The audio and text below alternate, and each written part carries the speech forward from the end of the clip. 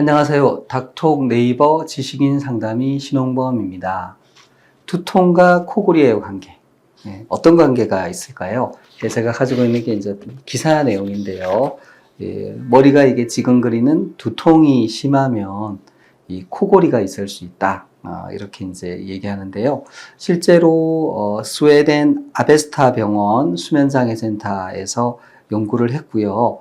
이 내용이 이제 신경학 저널에 실려 있네요. 근데 실제로 성인들을 대상으로 수면무호흡증 있는 사람하고 일반인을 대상으로 비교해 봤을 때 수면무호흡증, 즉 코골이와 수면무호흡증 있는 사람이 그렇지 않은 사람에 비해서 두통이 같이 있을 확률이 상당히 높다라고 되어 있고요.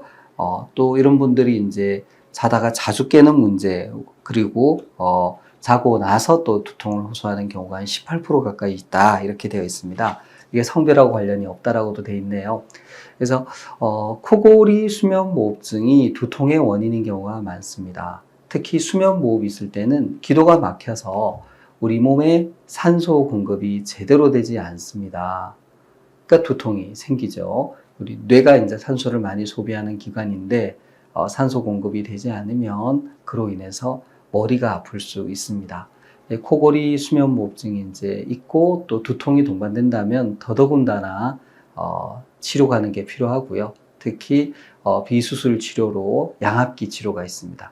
실제 제 환자분들 중에 수면무호흡이 심하고 두통이 있으신 분이었는데 양압기로 수면무호흡을 치료하고 나서 두통이 없어졌다. 그래서 상당히 만족해 하시는 분도 있습니다.